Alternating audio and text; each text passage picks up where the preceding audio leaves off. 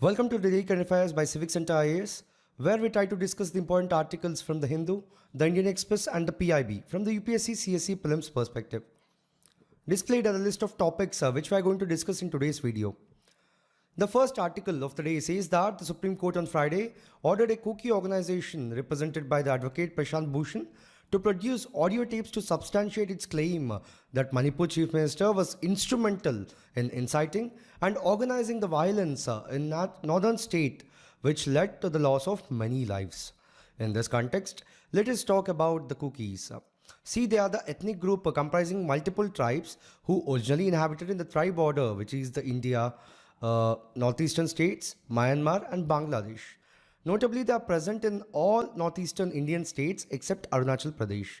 Furthermore, in Manipur, Kuki tribes comprise around 30% of the population and mainly reside in the hills. Know that the Chin people of Myanmar and the Mizo people of Mizoram are kindred tribes of Kukis and are collectively known as the Zo people. Moving on to talk about the religion and culture. See, traditionally they were not Christian, but animist and worshipped different deities and spirits. But for the last 90 years, the majority of them have embraced Christianity as a religion. So they have their own customary laws and also they have their own village council also. Normally, they do not arrange any marriage alliance outside the community, but significantly the village chief generally looks up all sorts of social and religious disputes, including the disputes related to marriage and divorce. So from the exam perspective, some of the other tribes in Manipur are Meitei, Naga and Kuki Chin Mizo. The second article of the day says that the anti-corruption watchdog Lokpal on Friday sought an explanation from the chief of India's stock market regulator, Mahbudi Puri Butch, on the conflict of interest charges leveled against her in three complaints that cited a report from the US-based short seller firm. In this context, let us talk about Lokpal. See, the Lokpal is a central level anti-corruption body. Significantly, the Lokpal and the Lokayukta Act of 2013 provided for the establishment of Lokpal for the Union and Lokayukta for states. Know that they are statutory bodies without any constitutional status. Now, if we look at the composition of the Lokpal, it consists of the chairperson and maximum of 8 members, with 50% judicial members and then 50% members from SC, ST, OBC, minorities and women. Know that the term of office for Lokpal chairman and its members is 5 years or until the age of 70 years. Notably, the members are appointed by the president on the recommendations of a selection committee.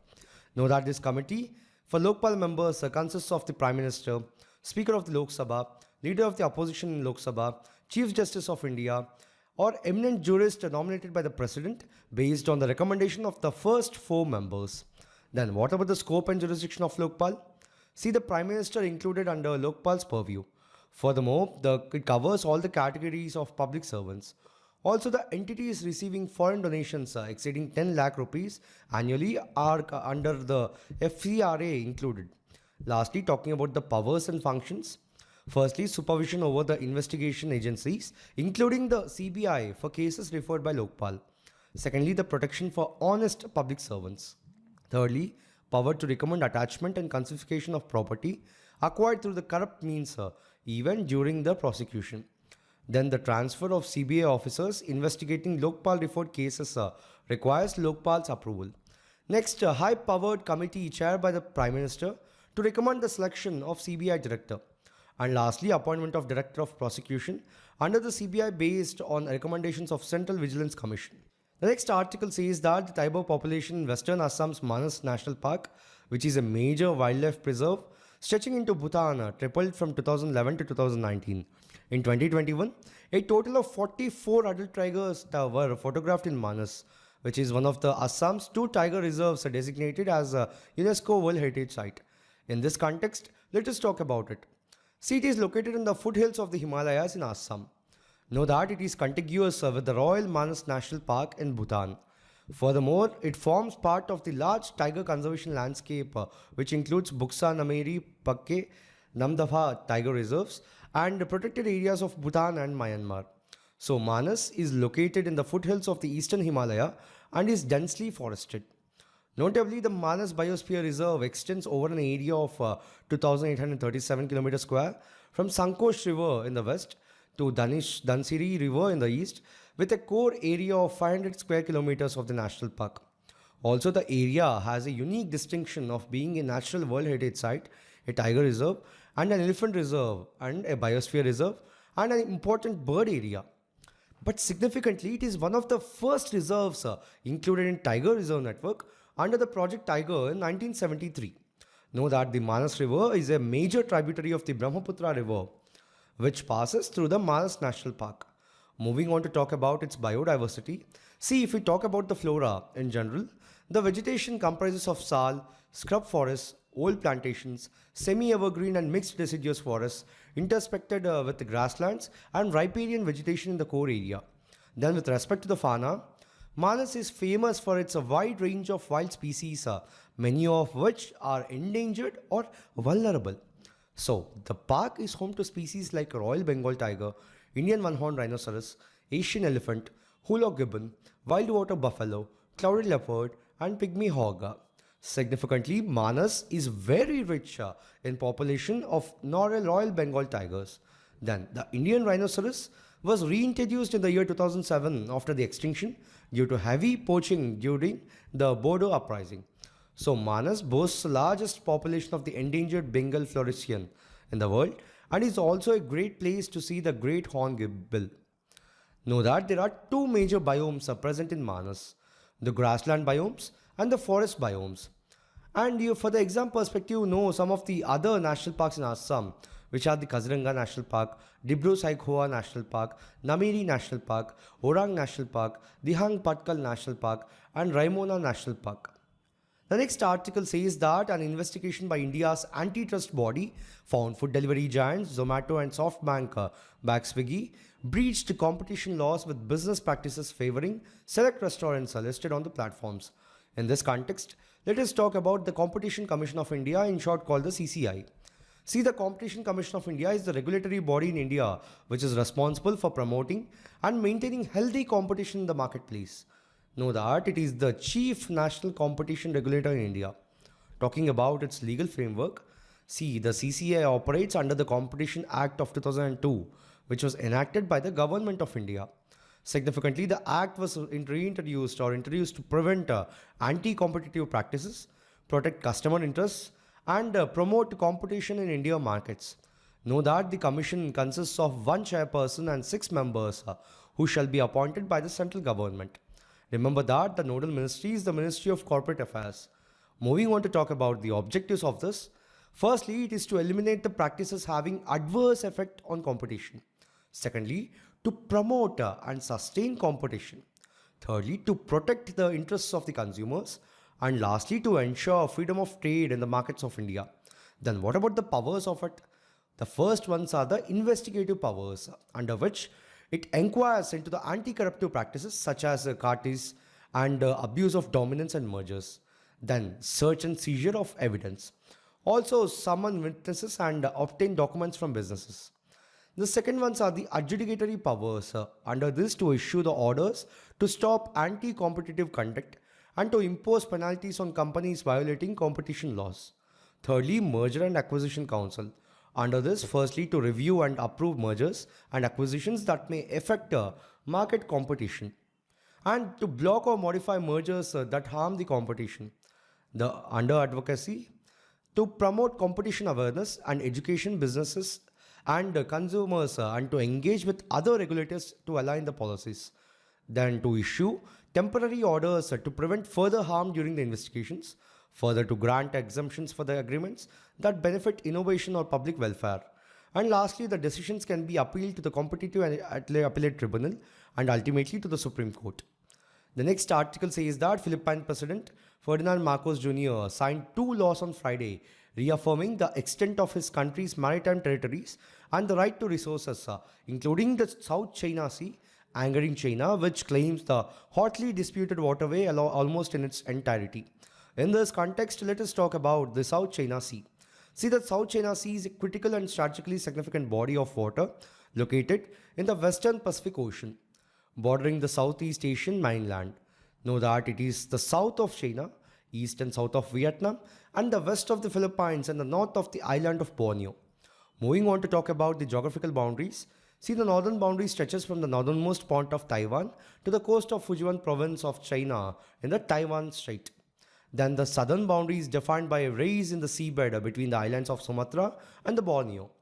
Know that the sea is bordered by China, Taiwan, the Philippines, Malaysia, Indonesia, Brunei, and Vietnam. Then how it is connected to other seas? See, the Taiwan Strait connects the South China Sea to East China Sea. Then the Luzon Strait links it to the Philippine Sea, another marginal sea of the Pacific Ocean. Together, the South China Sea and the East China Sea are referred to as the China Seas. Then we have archipelagos. See, Paracel Islands controlled by China. This group of islands is one of the major archipelagos in the South China Sea. Then the Spratly Islands are another significant archipelago, subject to territorial disputes involving multiple countries in the region. Then the major ports are the Hong Kong port, Singapore port, and the Kaohsiung port. Lastly, why is it significant? See, it is the second most used sea lane in the world.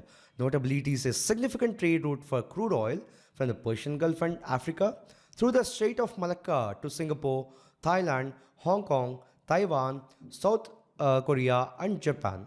The next article says that the pilot run of the proposed centralized pension payment system under the Employees Pension Scheme of the Employees Provident Fund Organization is successful, according to the Union Labour Ministry. So, the pension worth more than 11 crore rupees was disbursed to 49,000 EPS pensioners of Jammu, Srinagar, and Karnal regions for October 2024 under the new system. In this context, let us talk about the centralized pension payment system.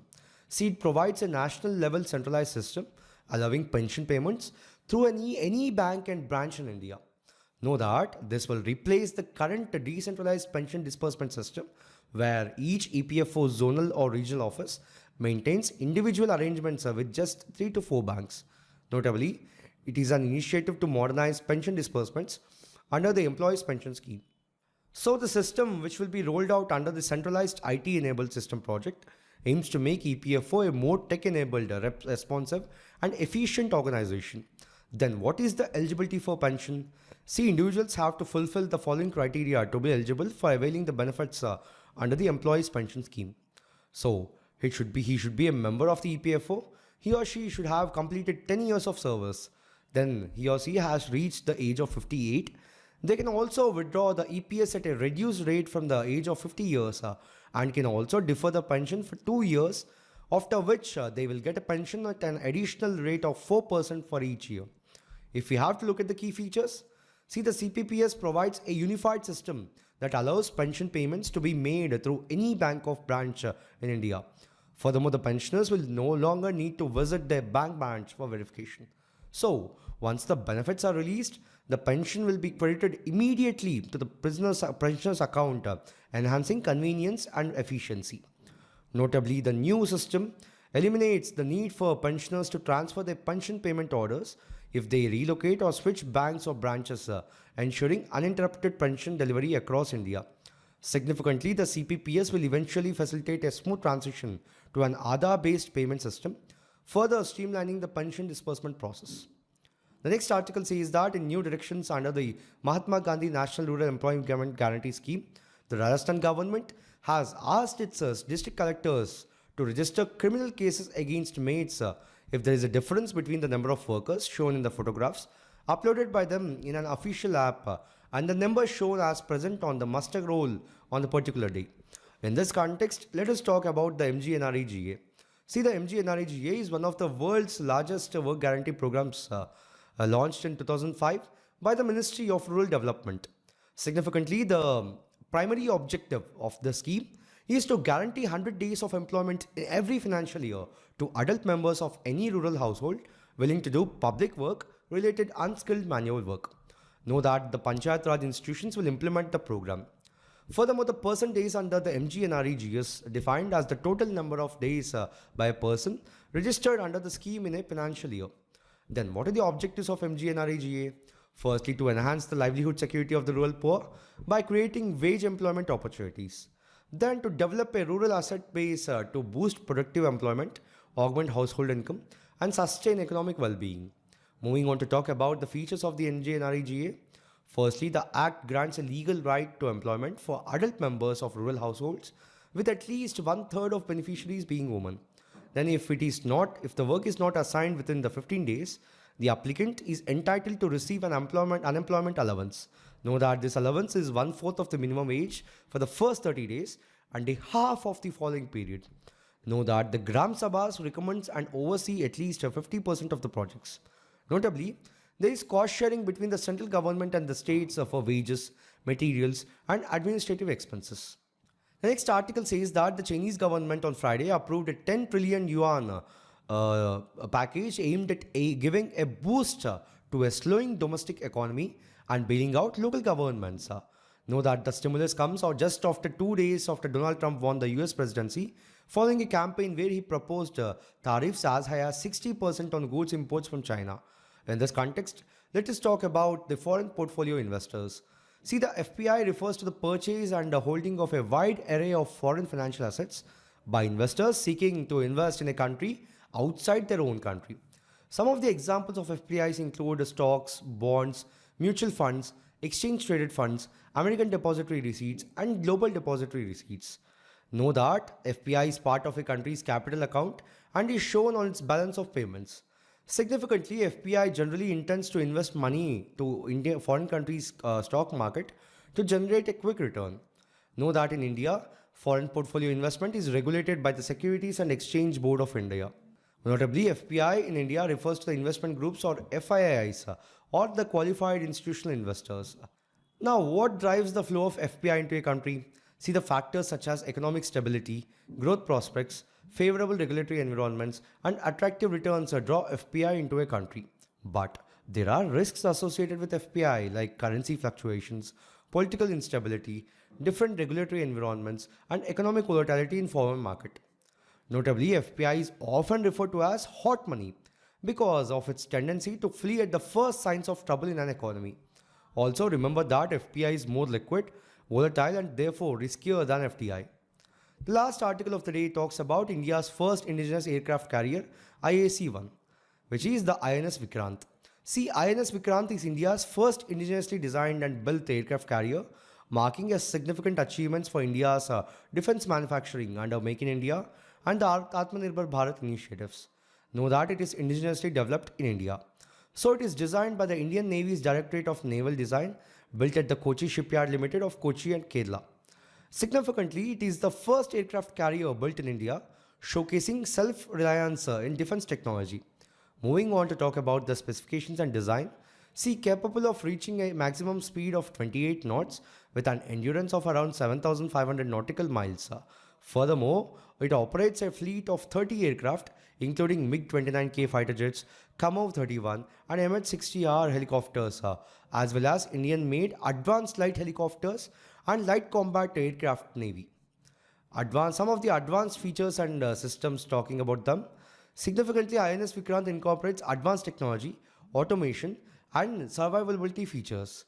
So it includes state-of-the-art radar, electronic warfare, and combat management systems, making it capable of serving as a floating command center and a city at sea. Notably, its short takeoff but arrested recovery system enables efficient aircraft launch and retrieval. So, in this video, we have discussed 9 articles in total for today from the Hindu, the Indian Express, and the PIB. From the UPSC CSE prelims perspective, we'll be back again with another video tomorrow. Thank you.